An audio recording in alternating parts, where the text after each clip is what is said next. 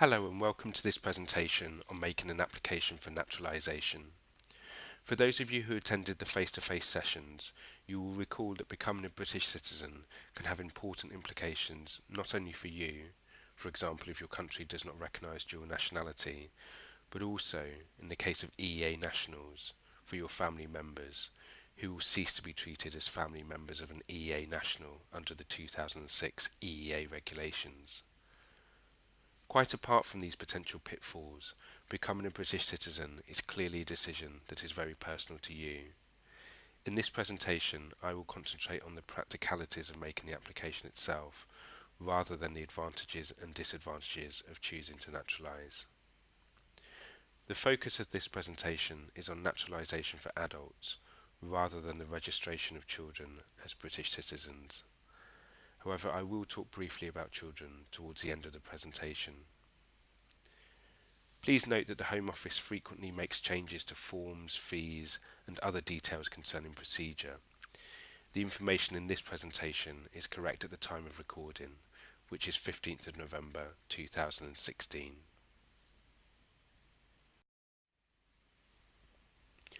An application for naturalisation is made on Form AN. Like all application forms, this is accompanied by guidance notes.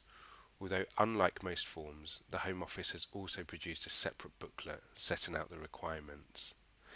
The links to all of these documents are on your screen now. These really are essential reading, and I would recommend that you pause the recording to read through them if you have not done so already. There is no provision within the form to add family members. Each family member must complete a separate form. Please don't get caught out by this. The form does at one stage ask for your partner's details, but that is not for the purpose of them being included on your own application.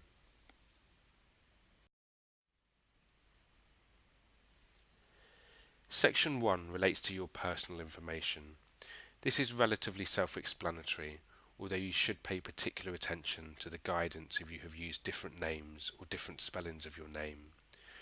The guidance does state that if you have changed your name after a marriage or civil partnership, then you should also change your name on other identity documents, such as your passport and national ID card, so as to avoid having official documents in more than one identity.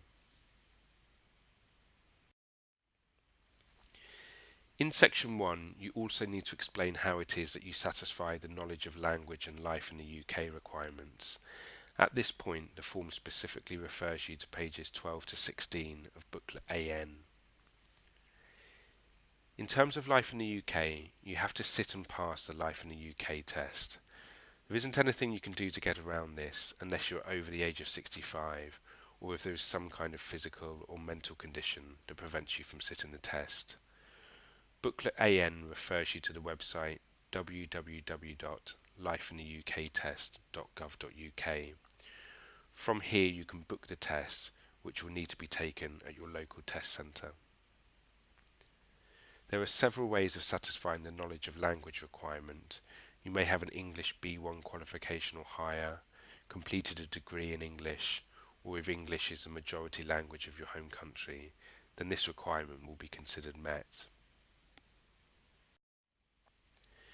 Section 2 is about the residence requirements. You're asked to detail your absences from the UK during the last 5 years so that the total number of days absences can be calculated. Generally speaking, a non-spouse is permitted a total of 450 days absences during the 5-year qualifying period.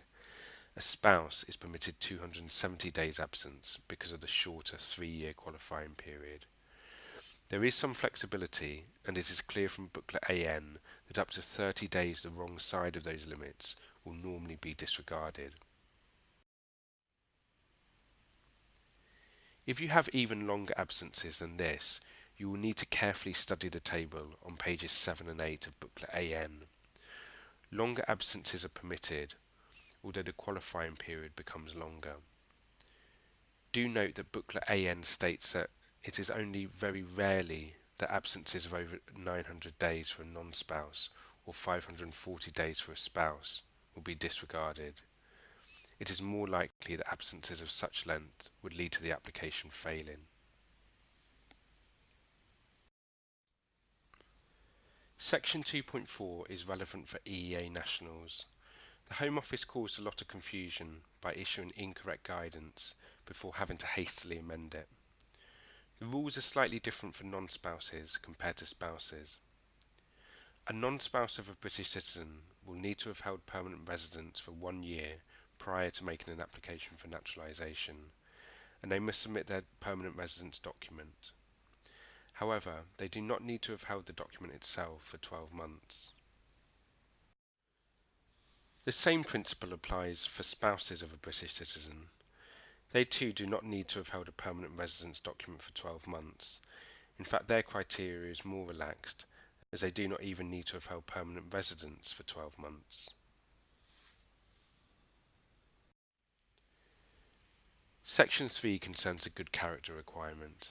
This goes far beyond criminal convictions and includes cautions and fixed penalty notices. The guidance also states that you must disclose details of any arrests, even if you have not yet been charged, and also indicate if you have ever been declared bankrupt. Under this section, you must also look beyond your own actions and include those of your children, the rationale being that the Home Office is looking for evidence of complicity or negligence on your part, which may, they say, reflect on your character.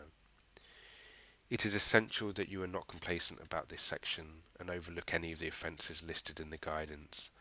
Omitting any offences may well lead to an allegation that you have attempted to practice deception.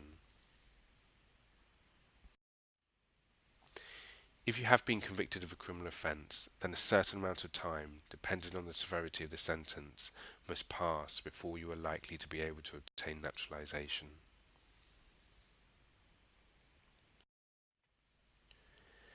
Section 4 relates to Crown Service. I won't dwell on this section, save to say that according to the guidance, naturalisation is rarely granted on this basis. Section 5 deals with referees. You need 2 referees, and they must not be related to you, or indeed to each other.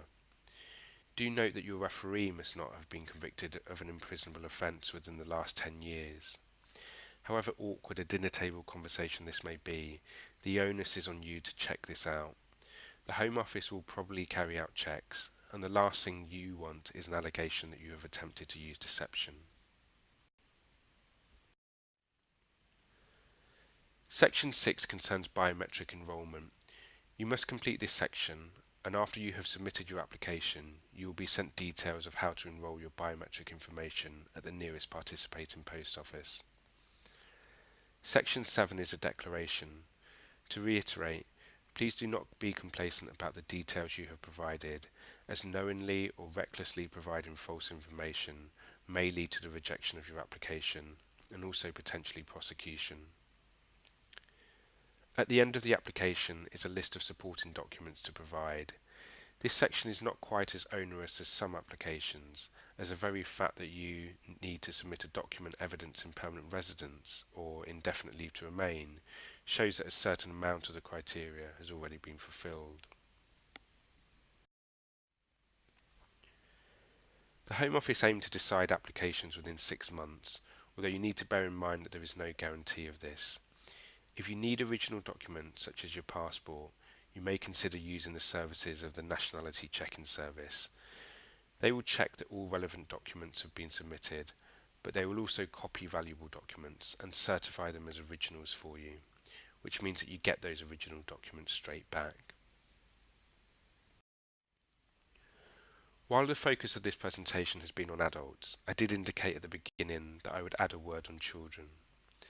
The first thing to note is that there is a different form and guidance applicable to children.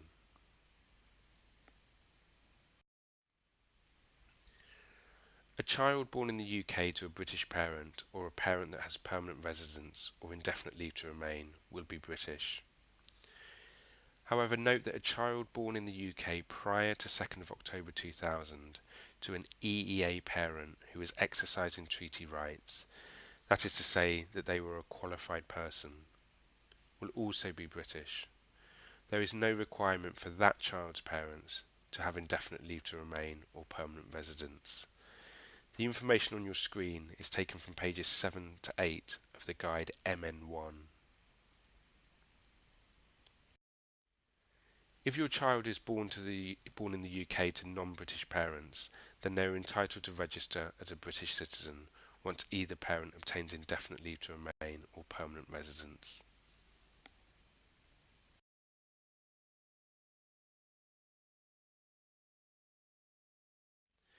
That concludes this presentation. I hope you found it useful, and good luck with your applications.